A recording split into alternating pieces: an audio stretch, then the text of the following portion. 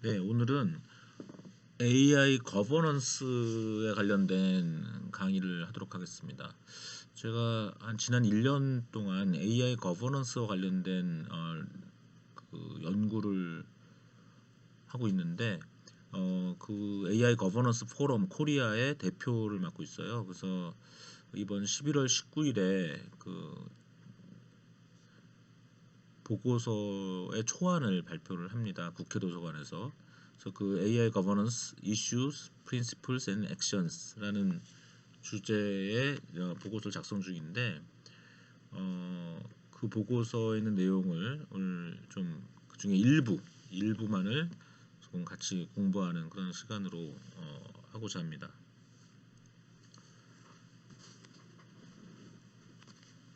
오늘은 아마도 이 AI 거버넌스에 관련된 서론과 그다음에 AI 거버넌스의 정의, 그다음에 기존에 많은 AI 거버넌스 관련된 가이드라인이나 프린시플 이런 것들이 발표됐어요. 그래서 그 부분들까지만 이야기를 하도록 하겠습니다. 아직 이그제큐티브 서머리가 완성된 건 아닌데 이 문서는 정부, 기업 그리고 사회 구성원들이 인공지능을 어떻게 바라보고 어떻게 같이 관리해 나갈 것인가, 할 것인가에 관한 원리를 고민해보고 필요한 국가정책 그리고 사회적 실천 사항에 대해서 제안한다. 이렇게 일단 더 써야 되죠. 네, 써야 되고 이거 같이 연구하신 분들은 제가 이제 포럼 대표를 맡고 있고 서울대학교 법학대학원의 고학수 교수님이 옵저버로 참여하고 계시고 그다음에 경희대학교 경영대학원의 공선영 교수님, 그다음에 서울대학교 불어교육과의 김선희 교수님, 그다음에 카이스트 경영대학의 박성혁 교수님, 서울대 행정대학원의 우지숙 교수님, 그다음에 벤처캐피탈 TBT의 임정욱 대표님, 그리고 실무 간사로서는 경희대 빅데이터 연구센터의 황보유정 연구원이 참여를 하고 있습니다. 서론을 한번 같이 이야기를 해보겠습니다. 좀 글씨를 더 크게 해서 진행을 해보겠습니다. 인공지능은 일단 그동안 저희 연구팀에서 했던 정의를 그대로 쓰려고 그래요. 그래서 인공지능은 지능적 사물, 좀 더 지능적인 인간, 지능적인 인프라스트럭처를 만드는 방법론이다. 즉 어떤 시스템, 그 시스템이라는 건 기계나 소프트웨어나 서비스를 포함하고 인간 인프라스트럭처, 결국 어떤 시스템을 지능적으로 만드는 방법론이 인공지능이다. 그 올해 출간된 저와 한보혜정 씨 그 논문에서 정의했던 거죠, 최초로. 네, 거기서 지능을 다시 정리하면은 지능이란 시스템의 궁극적 목표를 지원하는 행동 목표의 달성 확률을 높일 수 있도록 적절히 행동하는 능력이다. 이 알버스 1991년 논문이고요. 결국 인공지능 시스템이란 기계, 인간, 환경 등으로 이루어진 시스템으로 주어진 시스템의 궁극적 목표를 지원하는 행동 목표의 달성 확률을 높일 수 있도록 적절히 행동하는 시스템이다. 이렇게 일단 인공지능을 좀 명확하게 정의를 하고 들어갑니다. 왜냐하면 AI 거버넌스가 제대로 되려면 인공지능의 정의를 명확하게 하고 들어가야 되니까요. 이거 레퍼런스는 그 공부하셨죠. 그 다음에 올해 그 이코노미스트에서 2020년 6월에 AI 관련된 특집이 나왔어요. 거기서 나온 내용을 좀 지금 이 보고서는 11월 19일 최종 버전과는 다를 것입니다. 그래서 일단 오늘 이렇게 제가 이거 가지고 강의를 하고 계속적으로 변동될 수 있습니다. 그래서 11월 19일이 지나면 아마 11월 19일에 동영상 촬영할 수도 있겠네요. 그죠? 동영상 촬영하면 그 동영상을 다시 한번 올릴 수도 있겠고요. 그때 이제 토론자분들도 나와서 토론이 일어날 것입니다. 인공지능은 강력하지만 동시에 제한되어 있다. AI is both powerful and limited.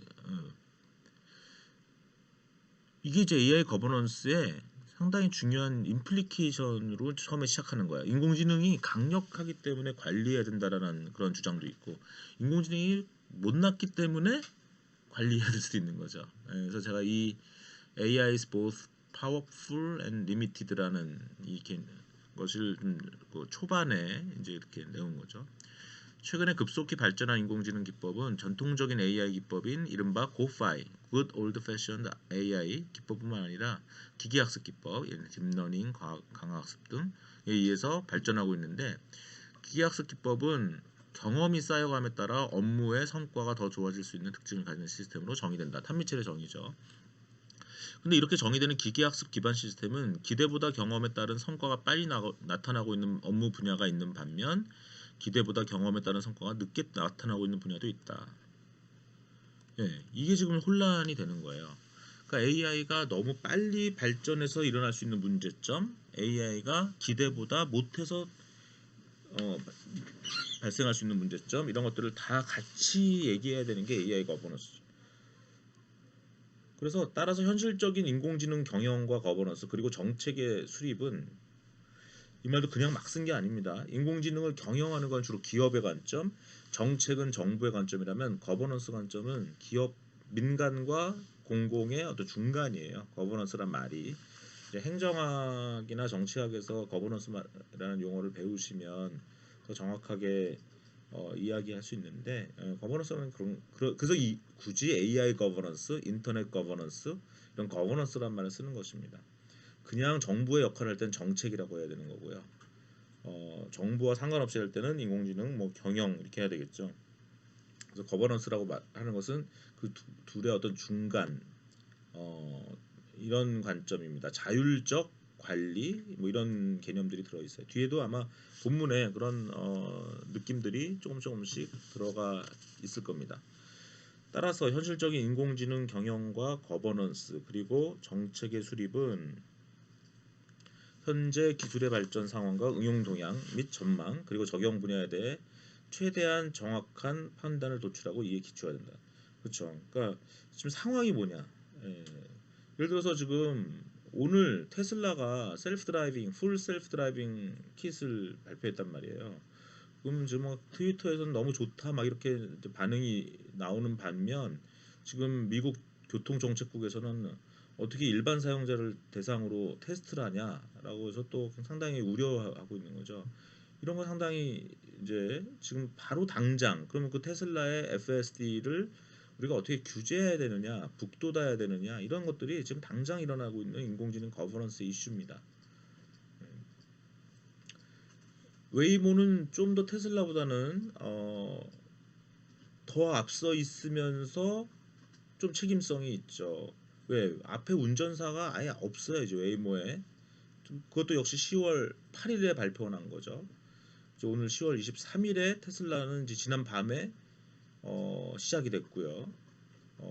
10월 8일부터는 구글의 웨이모가 자율주행 택시 서비스 시작했단 말이죠. 이런 것들이 지금 아주 첨예한 AI 거버넌스의 그 이슈죠. 오늘 당장 벌써 사용돼야 되는 일들입니다.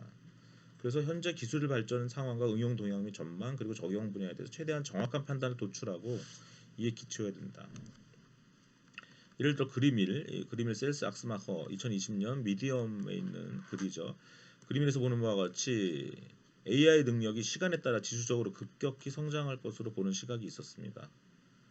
그러나 어떤 분야는 시간에 따라서 S자 커브형으로 진행되는 것으로 판명되어 있기도 해요. 같은 AI라는 이름을 사용한다 하더라도 지수적 성장, 그러니까 exponential growth가 기대되는 분야와 S자 커브로 진행되고 있는 분야에서 사용할 경영 전략과 정책적 대응은 달라야 할 것이다. 예, 지금 자율주행 기술만 해도 이게 S자냐 아니면 지수적 성장이냐, 예, 이거 좀 이슈가 있는 거죠.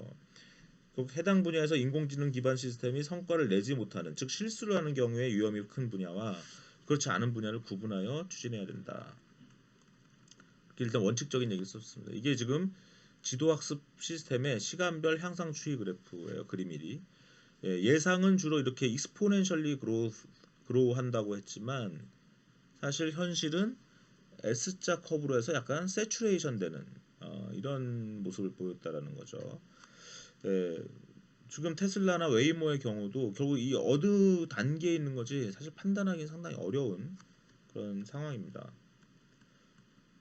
제가 어제도 어떤 벤처 관련된 모임에 갔었는데 우리나라에서 그래도 아주 유명한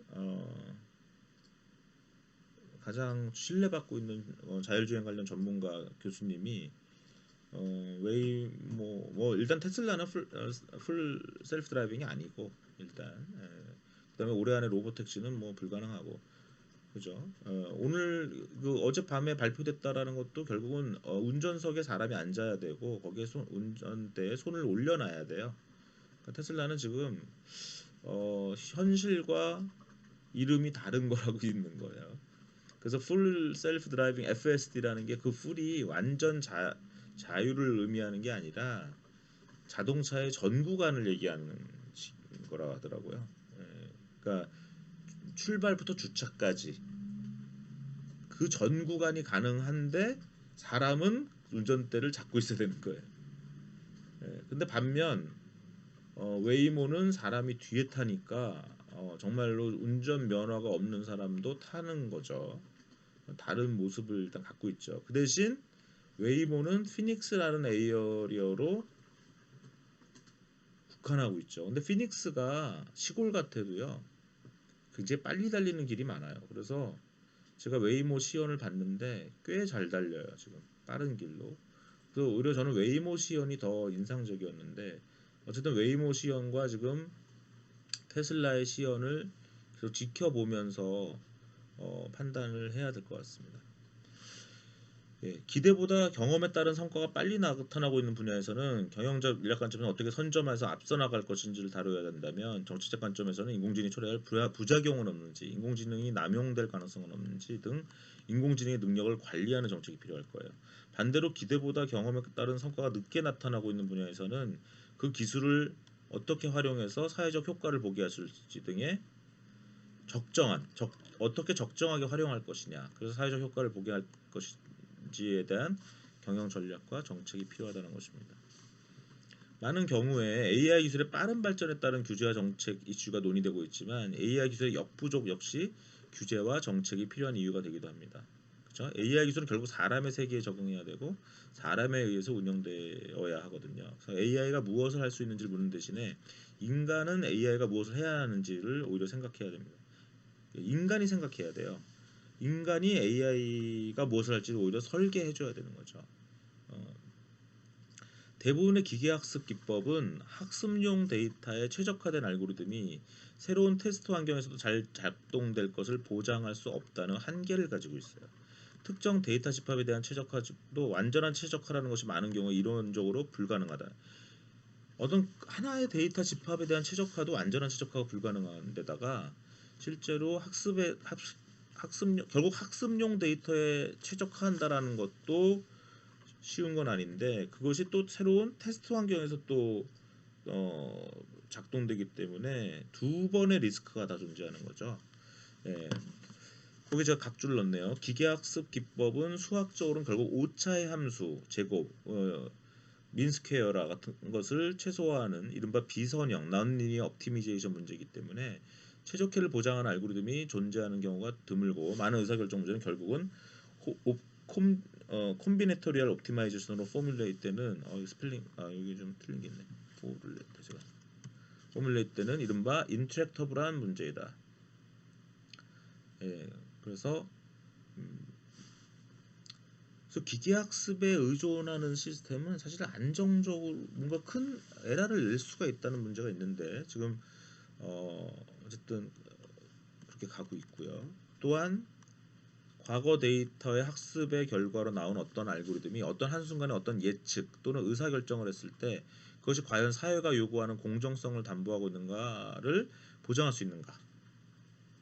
과거 데이터로 학습했는데 과거 데이터로 어떠한 인력의 채용을 위한 걸 학습했는데 새로 나타난 어떤 인간이 있는데 그 사람을 과연 과거의 학습 알고리즘은 이 새로운 사람을 채용을 결정하는 것이 과연 공정한 거냐, 이런 것들이 늘 일어나는 일이에요. 더 나아가 완전 자율주행차와 같이 기계학습 알고리즘의 의사결정이 어떤 물리적 동작을 일으키고 그 동작이 인간이나 세계에 위해를 일으킬 수 있는 응용 분야의 경우 이러한 인공지능 시스템의 개발과 사용을 어떻게 관리할 것인가에 대한 이슈에 대한 중요성이 더 커지고 있습니다. 각국은 나날이 발전하는 인공지능 기술과 이것을 이용한 인공지능 시스템을 어떻게 관리해 나갈 것인가에 대한 지혜를 모으고 있죠. 그래서 이 보고서는 뭐냐면 한국을 포함한 세계 각국의 경험과 지식을 바탕으로 인공지능 거버넌스에 대한 올바른 원리를 도출하고 이를 위해 필요한 정책 및 행동 계획을 제안하고자 하는 것입니다. 여기까지 서론이에요. 이제 본론으로 들어갑니다. 일단 AI 아까 AI를 정의했죠. 서론의 첫 문단이 아예 AI의 정의였고요. 이제 본론의 첫 그 내용은 AI를 이제 정의해야 되는 거죠. AI 거버넌스를 정의해야 됩니다. 그럼 이제 거버넌스라는 게 뭐냐? 아까 제가 뭐 민간과 공공의 협업 비슷하게 말씀드렸는데 거버넌스라는 건 뭐냐면 여러 주체가 같이 생존하고 번영하는 최적의 운용 원리를 찾아내는 것입니다. 어떤 마을을 관리하는 것도 뭐 마을에 이장이 있다 그러고 우리 옛날에 뭐 뭐죠 동막골 같은 영화 보면 그 시골 마을에도 뭔가 거버넌스 체계가 있어요. 세상의 모든 작은 연구실도 그렇고요. 세상에 하여튼 3명, 2명만 돼도 다 거버넌스가 있는 겁니다. 사실은. 왜? 그 2명만 있는 조직, 부부, 남매, 그 두 주체가 같이 생존하고 번영하는 최적의 운영 원리를 찾아내는 것이거든요. 그게 거버넌스예요. 그래서 거버넌스란 여러 주체가 같이 생존하고 번영하는 최적의 운영 원리를 찾아내는 것이다라고 정의할 때, 또 이거 정의에 레퍼런스가 없네. 이거 제가 그냥 생각한 건지 뭔지 잘 모르겠어요. 그래서 그래서 인공지능 거버넌스란 결국 개인, 사회, 기업, 정부 등의 궁극적 목표 달성. 우리 목표가 뭐야? 결국 번영하고 행복하게 사는 거잖아요. 그래서 그런 목표 달성을 지원하는 AI 시스템. AI 시스템이란 결국은 개인, 사회, 기업, 정부의 궁극적 목표 달성을 지원하는 그런 하부 시스템이죠. AI 자체가 목표가 될 수는 없어요.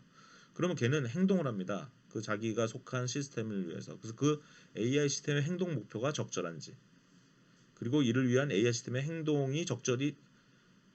목표가 적절한지, 그 행동이 더 적절한지. 그 행동은 뭡니까? 그게 알고리즘이죠.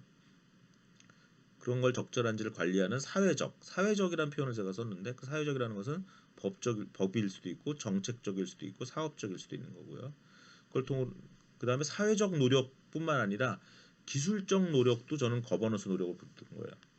AI가 네이버의 클린봇이 잘 돌아가는지를 거버넌스 하려면 그냥 말로만 하면 안 되고 그것을 또 AI로 모니터링할 수도 있어야 되는 거죠. 그래서 AI 거버넌스라는 것은 사회적 노력이기도 하고 기술적 노력이기도 하다라는 것입니다. 그걸 기계학습의 정의로 한번 보면 어떻게 돼요? 방금 얘기한 건 제가 AI의 정의를 가지고 보세요. 거버넌스를 정의한 다음에 AI 정의 가지고 거기에 적용했죠. 이번에 이제 기계학습 정의를 또 고려해서 또 거버넌스를 할 수 있는 거예요. 기계학습의 정의를 고려하면 어떻게 돼요? 설정된 성과, 즉 행동 목표가 적절한지, experience 경험의 과정이 적절한지, 그다음에 학습된 시스템이 새로운 작업 환경에서 정말 의도한 성과를 낼 수 있을지 등을 적절히 관리하는 것이 추가된다는 것이죠. 기계학습의 경우는. 그러니까 이건 뭐냐면 기계학습이 아닌 인공지능 기법이라는 관점으로 먼저 설명을 하고 그다음 기계학습 들어가면 그 이슈가 더 추가되는 것입니다. 데이터는 인공지능 시스템을 만드는 데 꼭 필수적인 건 아니에요. 오히려 인공지능 시스템은 기존의 데이터를 기반으로 만들어지는 것이 아니라 새로운 데이터를 만들어내고 그에 기반해서 기계학습에 기반한 인공지능 시스템을 만들게 되는 경우도 많습니다. 최근 급격히 발전한 인식 기술의 발전으로 사회에 존재하는 많은 개체 정보가 인공지능 시스템에 의해서 데이터로 전환되고 있어요. 이렇게 인공지능 시스템 자체가 새로운 의미를 가진 데이터를 만드는 과정을 거버넌스 할 필요가 있는데 이것을 특별히 데이터 거버넌스라고 합니다. 그래서 이제 AI 거버넌스는 특별히 또 둘로 우리가 또 나누면 데이터 거버넌스와 알고리즘 거버넌스로 나눌 수 있어요. 그래서 인공지능 시스템을 학습시키는 데 사용될 데이터를 만들고 이를 레이블링 또는 어노테이션 할 때 편향이 생기면 이것은 매우 원천적인 편향을 인공지능 시스템이 가지게 되는 거죠. 따라서 인공지능 시스템을 위한 데이터를 만들 때는 관련된 개인의 프라이버시에 대한 고려가 필요하고 사회로부터 그런 요구가 계속되어 왔고 역시 또 마이 데이터 같은 새로운 노력 또한 병행되어 온 것이 사실입니다. 그런데 인공지능 시스템이 학습할 또는 이미 학습한 데이터 자체에 편향이 발생할 것을 외부에서 미리 예방할 방법은 많지 않죠. 어떻게 모든 인공지능 기업이나 인공지능 하는 사람들의 그 데이터를 외부에서 들여다보겠어요. 그죠? 그러니까 결국은 이걸 잘 거버하려면 인공지능 시스템 개발자들이 자체적으로 노력을 하는 것이 우선시되어야 되고 이러한 노력에 인센티브를 부여할 수 있는 제도가 필요하다는 것입니다.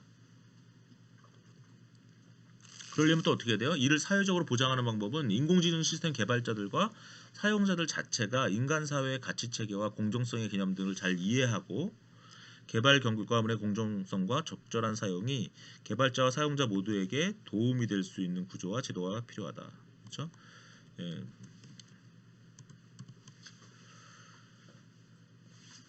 굉장히 중요한 얘기입니다. 다른 데서 이런 내용이 있는 데도 있고 한데 없는 데도 있어요. 예.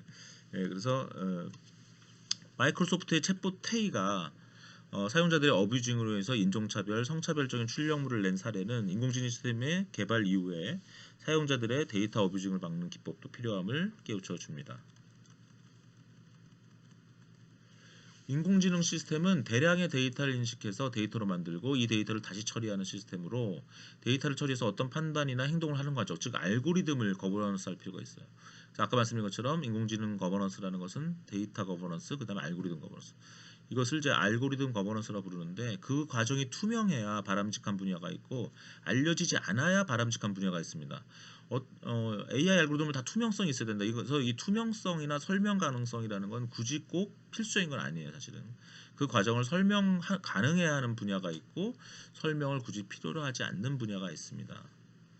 그다음에 기존의 사회 규칙을 결합하거나 통합시켜야 될 경우도 있고요.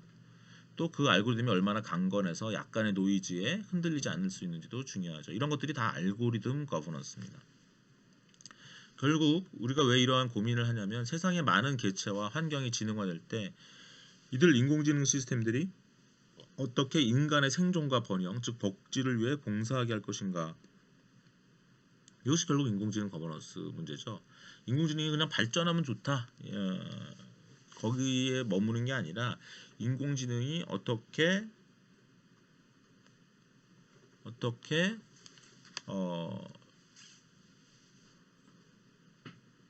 최적화라는 공학적 관점만 가지고는 해결이 어렵고 좋은 원리가 무엇인지, 좋은 결과를 도출하게 될 원리가 무엇인지 찾아야 되는 문제가 되고 그 원리는 어떻게 학습되고 진화될 수 있을 것인지를 알아내야 하는 문제가 된다는 것입니다. 그래서 AI 거버넌스는 인공지능 시스템이 공정하게 활용되도록 기계학습 기술이 연구되고 개발되고 있음을 확인하는 법적 프레임워크라고 설명하기도 해요. 그러니까 AI 거버넌스는 다 법이다. 꼭 그렇지는 않아요. 근데 법이 굉장히 중요하죠. 가장 기본이죠. 왜 법은 늘 미니멈한 걸 얘기하니까요. 그래서 거버넌스라는 용어를 고려할 때는 정부의 역할을 강조하는 규제 또는 정책이라는 것도 있고 그걸 넘어서 시민사회와 기업 등 민간 부문의 역할을 같이 강조하는 걸 특징으로 해야 하고 AI 거버넌스이므로 AI 시스템의 특징을 고려해야 된다.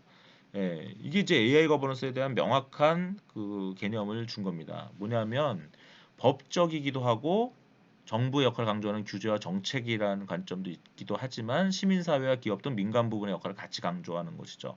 그건 원래 거버넌스의 그 원류예요. 제가 뭐 경영학도 공부했지만 사실은 행정학도 석박사 수료를 했기 때문에 거버넌스를 많이 배우죠, 행정학에서는. 그래서 다 그렇게 그냥 상식으로 배워요, 이런 것들을. 그리고 AI 거버넌스이기 때문에 AI 시스템의 특징을 고려해야 됩니다. AI 거버넌스란 믿을 만한 트러스터블 또는 트러스월시 릴라이어블한 AI, 믿을 만한 AI 또는 바람직한 AI를 만드는 것이라고 이해할 수 있는데 믿을만하고 바람직한 AI란 실효성 있는, 밸리드한 AI, 책임성 있는, 리스판시블 또는 어카운터블한 AI, 프라이버시를 보호하는 프라이버시 프리저빙 AI 또는 작은 변화에 너무 민감하지 않고 강건한, 로버스트하다 그러죠. 로버스트한 AI, 공정한 AI, 페어한 AI, 완전하면서 위험을 회피하고 최소화하는, 세이프한, 리스크 어버스하는 또는 리스크 미니마이징하는 AI 등의 특성을 가질 것입니다. 그 외에 투명한, 트랜스파이어런트한 AI, 개방된, 오픈 AI, 설명 가능한, 익스플레이너블 AI 등의 특성이 같이 거론되기도 하는데 이 투명성, 개방성, 설명 가능성은 필수적인 건 아니라고 이 보고서에서는 주장하려고 합니다. 어떤 분야에서는 필수적일지 모르지만 응용 분야에 따라 다르다라는 거예요. 예를 들어 인공지능 기술에 기반해서 사용자의 수준에 맞는 적절한 토익 문제 등을 추천하는 산타 토익 서비스를 제공하는 인공지능 기업 리드에게 그 알고리즘의 투명성이나 설명 가능성을 외부에서 요구할 필요는 없다는 거예요. 좋은 문제를 추천하는데 그거 알려줘. 왜 추천했는지 알려줘. 위드 내부에서 더 좋은 서비스를 위해서 고객에게 왜 이 문제를 추천했는지 설명하는 건 필요할 수 있지만 외부자의 관점에서 그것을 요구해야 할 이유가 없다는 거죠. 그래서 투명성, 개방성, 설명 가능성은 필수적이지 않은 것 같고요.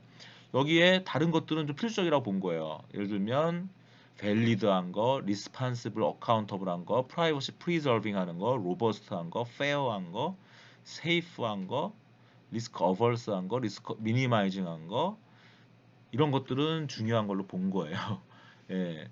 예, 그래서 이제 이 보고서의 중요한 특징은 모든 걸 다 해야 된다 이런 거보다는 어떤 거는 안 해도 된다, 어떤 건 더 잘하자 이런 걸 좀 구분했다 라고 생각을 해주시면 좋을 것 같아요.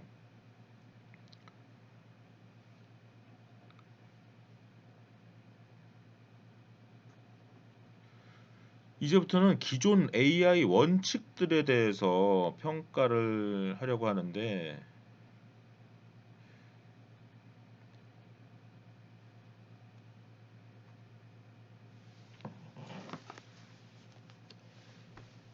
OECD에부터 이제 할게요. 이게 시간이 얼마나 제가 할지 모르겠는데 앞으로 한 10분에서 15분 더 하고 좀 시간이 모자라면 제가 좀 나중에 또 해야 될지 모르겠습니다. 일단 OECD만 해도 벌써 5분 10분 걸릴 것 같거든요. 예, 볼게요. OECD의 AI에 대한 5가지 포괄적 기본 원칙. OECD가 2019년에 신뢰할 수 있는 AI에 대한 5가지 포괄적인 기본 원칙과 이런 원칙을 구현하기 위해서 정부가 고려해야 할 5가지 사항을 제시했습니다. 그것이 뭐냐면은 첫 번째 포용적 성장, 지속 가능한 개발 및 웰빙. 이게 우리말로 하기 좀 애매하죠. 웰빙 하면 웰빙. 예, 영어로 써주는 게 낫죠. 그 다음에 인간 중심의 가치 및 공정성, 투명성 및 설명 가능성, 경고성, 로버스트니스, 보안성, 시큐리티, 안전성, 세이프티, 책임성, 어카운터빌리티 이렇게 했는데 위에서 포용적 성장, 지속 가능한 개발 및 웰비잉은 AI 기술과 그 개발자들이 우리 사회의 여러 목표 중에서 더 능동적으로 추구했으면 하는 가치를 제안한 것이다라고 저는 생각을 해요. 이 보고서에서는. 그러니까 뭐냐면 AI라는 것은 포용적 성장을 위해서 가야 되고, 그러니까 잘 사는 사람 못 사는 사람 잘 포용해야 되고, 서로 지속 가능해야 되고, 지속 가능한 개발, 그다음에 웰빙, 예, 웰스보다는 웰빙. 예. 이거 굉장히 중요해요. 인공지능 시스템은 뭐라고요? 아까 사회적 목표가 있다 그랬잖아요. 예, 그래서 인공지능이 사회 구성원의 인적 자본의 증대, 창의력 향상, 소외계층에 대한 포용 증진, 경제사회적 성별, 기타 불평등의 해소, 자연환경의 보호 등의 가치를 실현하는데 더 적극적으로 활용되기를 권고하고. 이거 OECD가 정말 똑똑한 기관이에요. 이런 거 보면 왜 바로 일단 인공지능 시스템에 뭐 페어니스 이걸로 먼저 가는 게 아니라 인공지능의 목표를 먼저 건드리고 있는 거죠. 그죠? 근데 OECD이기 때문에 뭘 강조하는 거예요? 포용적 성장, 지속 가능한 개발, 웰비잉을 강조하는 거예요. 이거는 OECD가 특별히 추구하는 가치이기 때문에 OECD가 이렇게 주장한다는 거죠. 그러면 각 국가에 따라서 아주 가난한 국가는 일단 가난을 벗어나는 데 AI를 써야 될 수도 있는 거죠. 그래서 각 국가와 기업 그리고 사회 조직은 각 조직이 처한 상황에 적합한 가치를 특별히 AI 시스템에 부여할 수 있다라고 해석을 했습니다. 제가 이거는 저희 보고서 해석을 한 거고요. OECD가 제시한 첫 번째 항목이 AI가 특별히 더욱 추구하기 원하는 가치를 권고한 것이라면 두 번째는 뭐냐? 두 번째 뭐예요? 인간 중심의 가치 및 공정성. 이거 너무 당연한 건데 이걸 훼손하면 안 된다는 거예요.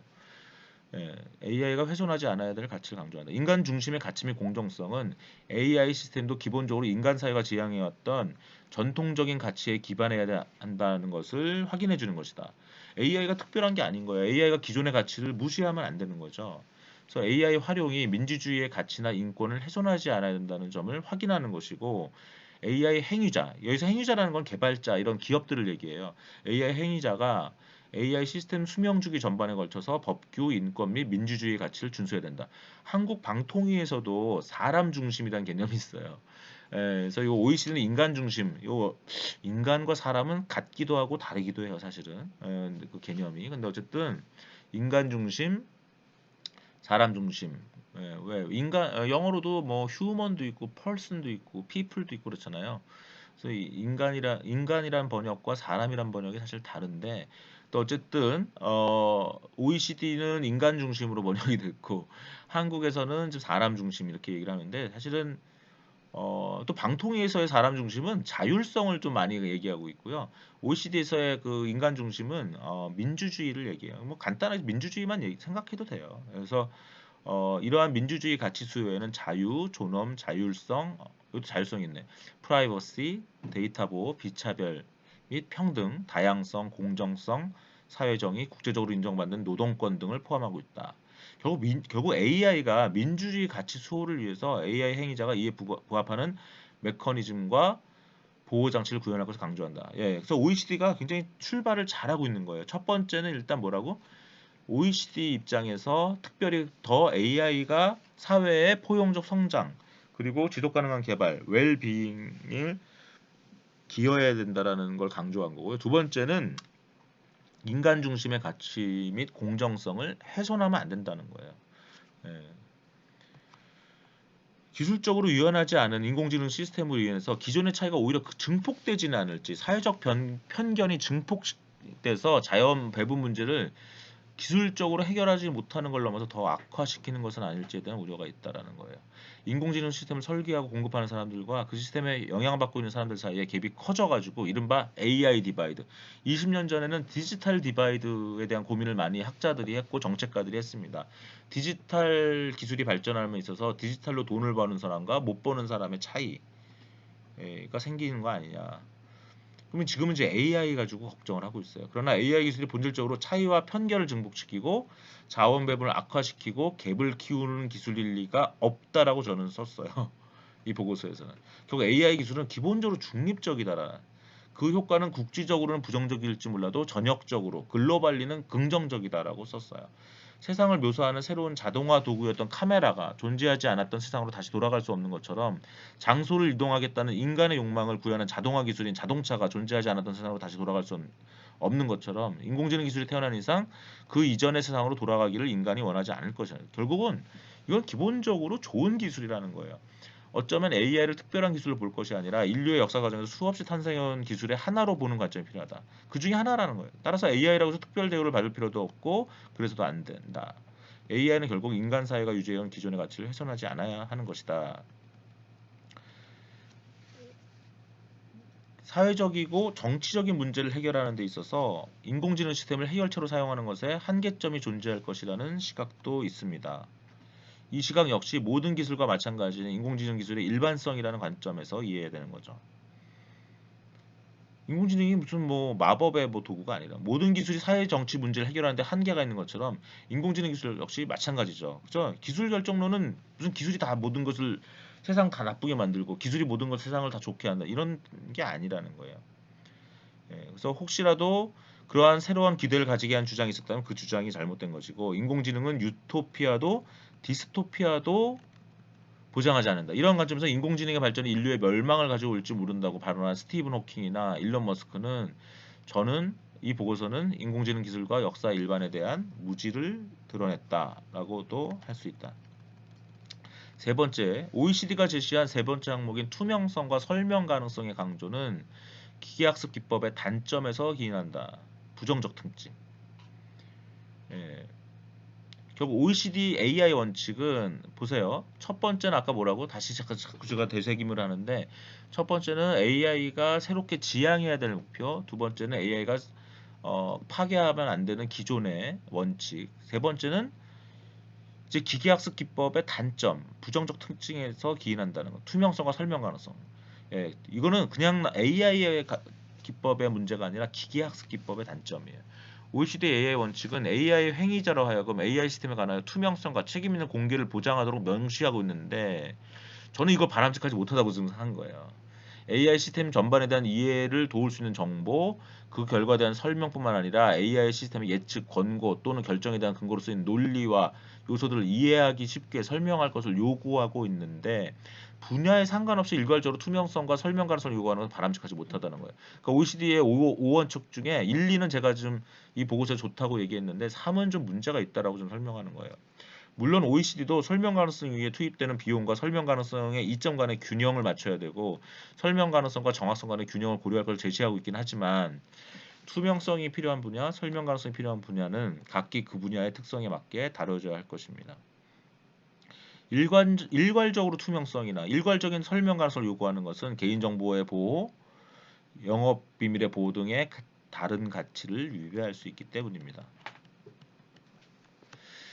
OECD가 제시한 네 번째 항목인 견고성, 로버스트니스, 보안성, 안전성은 모든 시스템에서 강조되는 것이므로 특별히 언급할 필요가 없는데도 OECD가 언급하는 것은 인공지능에 대한 일반 대중의 두려움 또는 과신에 기인하는 것이기도 하다라고 제가 좀 꼬집은 거예요. 이 보고서에서. 왜?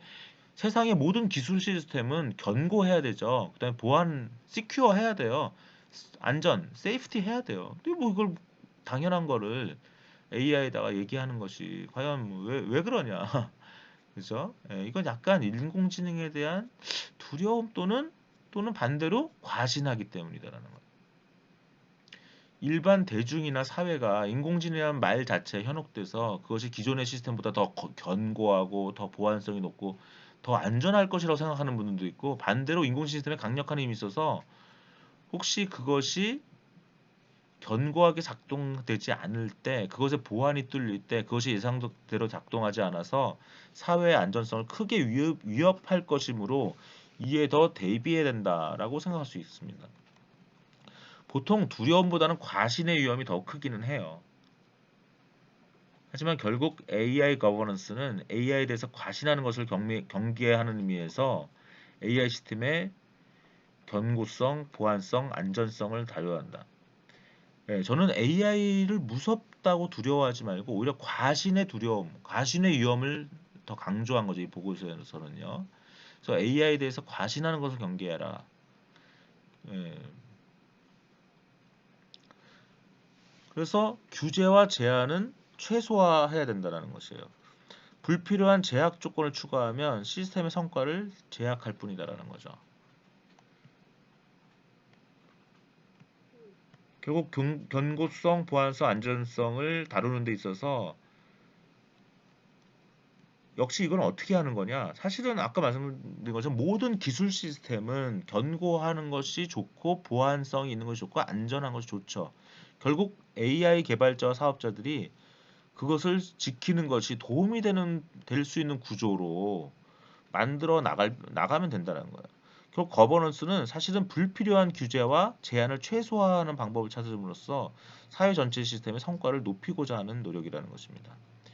그런데 인공지능 시스템은 많은 사람들이 오해를 해요. 무조건 기계학습 시스템이라고 생각하는 거예요. 그렇지 않아요. 사람의 지식을 지식공학 과정에서 추출한 규칙이나 제약 조건이 사용되는 것도 인공지능 시스템입니다.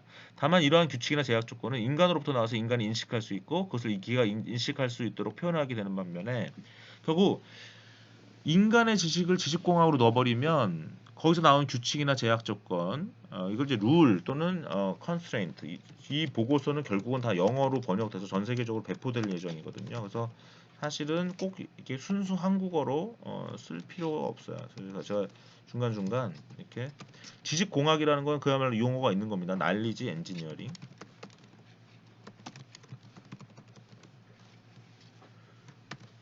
다만 이러한 규칙이나 제약 조건은 인간으로부터 나와서 인간이 인식할 수 있고 그것을 기계가 인식할 수 있도록 표현하게 되지만 기계학습 기법은 그렇지 않다는 거예요.